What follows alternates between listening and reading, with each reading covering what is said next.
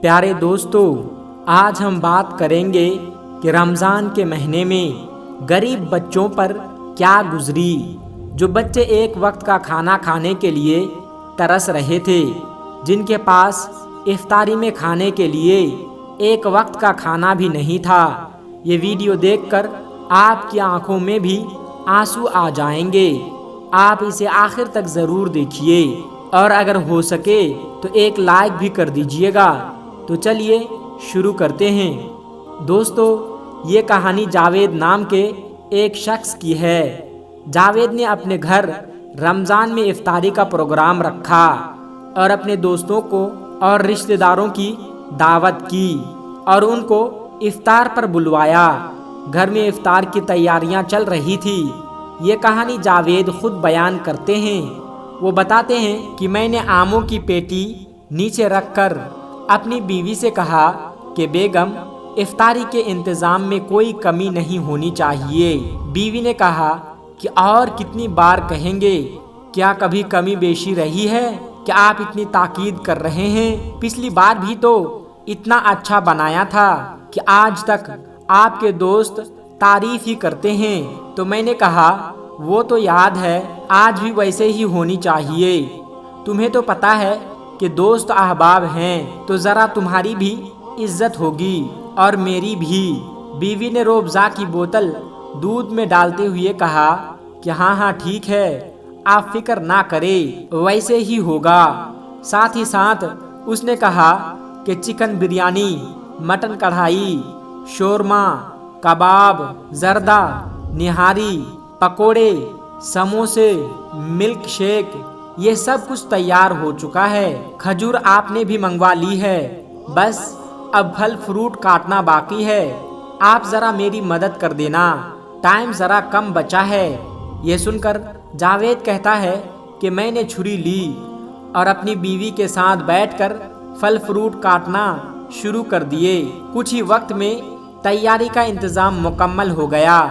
ہم نے سارا سامان ڈائننگ ٹیبل پر لگا دیا۔ اتنے میں دوست اور رشتہ داروں کے آنے کا سلسلہ شروع ہو گیا۔ افطاری کے ٹائم تک سب لوگ پہنچ چکے تھے۔ افطار کا وقت ہوتے ہی سب نے افطاری کی اور خوشی خوشی کھانے لگے۔ اتنے میں میرا ایک دوست جس کا نام افضل ہے، وہ نبید کا مذاق اڑاتے ہوئے کہنے لگا کہ ارے نبید یار، تھوڑا کم ہی کھانا، کہیں ایسا نہ ہو کہ تمہیں یہاں سے اٹھا کر لے جانا پڑے۔ یہ سن کر سب لوگ ہنس پڑے اور ہنسی مذاق کے ساتھ لذیذ کھانوں کا مزہ لینے لگے۔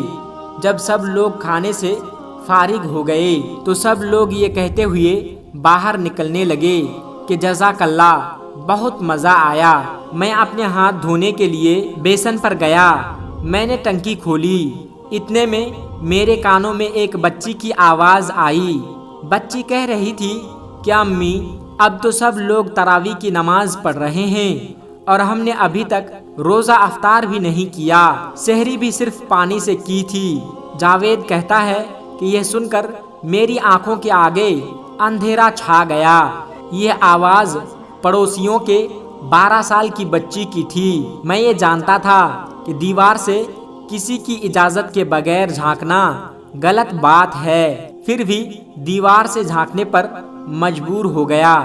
میں نے دیکھا کہ ایک بچی اپنی ماں کے سر پر کھڑی تھی اور ماں چارپائی پر سر جھکائے بیٹھی تھی اور اس سے نظریں نہیں ملا پا رہی تھی۔ باقی بچے اپنی بہن کا سوال سن کر ماں کے جواب کا انتظار کرنے لگے۔ بچی بار بار کھانے کا مطالبہ کر رہی تھی، اپنی امی سے بار بار کھانا مانگ رہی تھی۔ جاوید بتاتا ہے کہ میں یہ دیکھ کر پتھر جیسا بن گیا۔ اس کی ماں نے جب سر اٹھایا تو اچانک نظریں مجھ پر پڑ گئی۔ میں دیوار پر کھڑا ہوا تھا، اس کی آنکھیں آنسوؤں سے بھری ہوئی تھی۔ مجھ پر نظر پڑتے ہی زبردستی مسکرائی اور چادر سے آنسو پوچھتے ہوئے کہنے لگی کہ بھائی آپ کیسے ہیں؟ یہ لڑکی بہت ضدی ہے، ابھی ابھی کھانا کھایا ہے اور اب پھر سے کھانا کھانے کی ضد کر رہی ہے۔ جاوید کہتا ہے کہ وہ جھوٹ بول رہی تھی، شاید وہ یہ بات جانتی تھی کہ میں نے بچی کی باتیں سن لی ہے، میں یہ سوچ رہا تھا کہ جو میرے دوست افطاری کرتے وقت بار بار کھانے کی تعریف کر رہے تھے اور ایک دوسرے سے کہہ رہے تھے کہ بھائی کم کھاؤ، یہ سب باتیں جب انہوں نے سنی ہوگی تو ان پر کیا بیتی ہوگی۔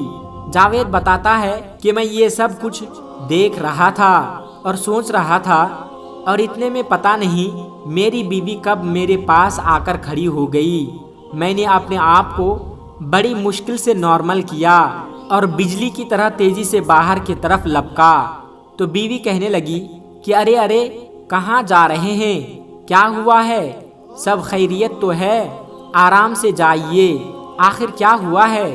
بیوی سوال پر سوال کر رہی تھی اور میں اس کے بغیر کسی سوال کا جواب دیے بازار کی طرف چل دیا۔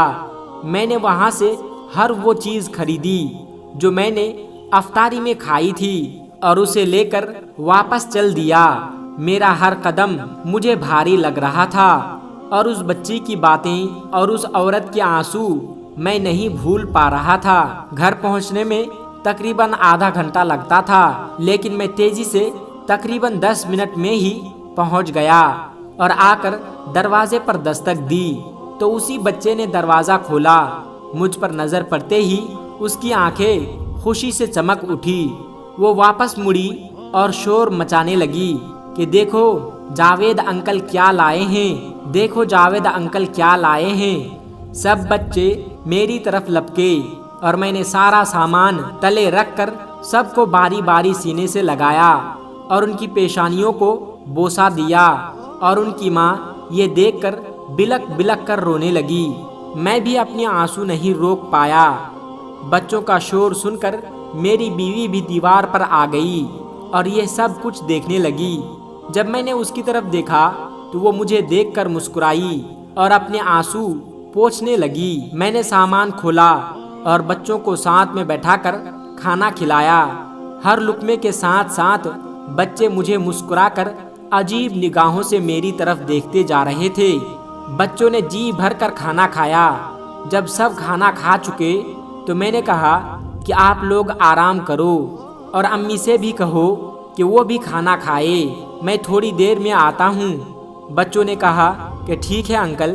جاوید بتاتا ہے کہ اس کے بعد میں وہاں سے چلا گیا اور مارکیٹ میں آ کر مہینے بھر کا راشن لیا اور دوبارہ ان کے گھر آیا۔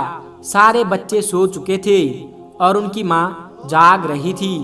مجھے دیکھ کر وہ اٹھ کھڑی ہوئی اور نظریں جھکا کر کہنے لگی کہ بھائی آپ نے اتنی زحمت کیوں اٹھائی؟ میں نے کہا آپ میری بہن ہو، اس میں زحمت والی کون سی بات ہے؟ یہ کہہ کر میں نے سامان ایک طرف رکھنا شروع کر دیا۔ جب سامان رکھ دیا تو سوتے ہوئے بچوں کی طرف میں نے ایک نگاہ دیکھا تو جیسے مجھے سکون سا آ گیا۔ میں نے کہا ٹھیک ہے بہن، میں چلتا ہوں۔ یہ کہتے ہی میں باہر کی طرف چل دیا۔ نکلتے ہوئے اس عورت کی بھاری آواز میں نے یہ سنا کہ بھائی اللہ آپ کو کسی کا محتاج نہ کرے۔ وہ مجھے دعائیں دینے لگی۔ میرے جسم میں ایک سرد سی لہر دوڑ گئی۔ میں باہر نکلا تو اس نے دروازہ بند کر لیا۔ پھر اس کے بعد ہر دن بچوں کے ہنسنے کھیلنے کی آواز آتی تھی جسے سن کر میری روح کو سکون ملتا۔ اتنا سکون میری زندگی میں پہلی بار ملا تھا۔ جاوید کہتا ہے کہ گھر پہنچ کر میں نے سجدہ شکر ادا کیا اور اللہ سے رو رو کر معافی مانگنے لگا کہ اے اللہ مجھے معاف فرما دیجئے کہ جو میں نے اب تک اس بات سے غافل تھا۔ دوستو، ہم کھاتے پیتے گھروں کے دوستوں اور رشتہ داروں کو کھانے پر مدعو کر کے سمجھتے ہیں کہ ہم نے بہت ثواب کا کام کیا ہے۔ یقیناً کسی روزے دار کو افطار کرانا یہ بہت ہی بڑا ثواب کا کام ہے، چاہے وہ امیر ہو یا غریب، لیکن اس بارے میں کبھی نہیں سوچتے کہ ہماری طرف سے مستحق تک ان کا حق پہنچ رہا ہے یا نہیں۔ دوستو، اس بات سے معلوم ہوا کہ اللہ تبارک و تعالیٰ نے جس بھی بھائی کو مال و دولت کی نعمت سے مالا مال فرمایا ہے، ان کو چاہیے کہ کم سے کم رمضان جیسی مقدس مہینے میں ہی ان کا خیال رکھ لیا کرے۔ اگر کسی کے پاس کھانے کو کچھ بھی نہیں ہے تو ان کے لیے کھانے کا انتظام کر دیا کرے۔ یہ بہت ہی زیادہ نیکی کا کام ہے۔ دوستو، آج کی ویڈیو کا اختتام ہم یہیں سے کرتے ہیں۔ اگر آپ کو یہ ویڈیو ذرا بھی اچھی لگی ہو تو اس ویڈیو کو ایک لائک کر کے ہمارے چینل کو سبسکرائب ضرور کر لیجئے گا۔ السلام علیکم ورحمۃ اللہ وبرکاتہ۔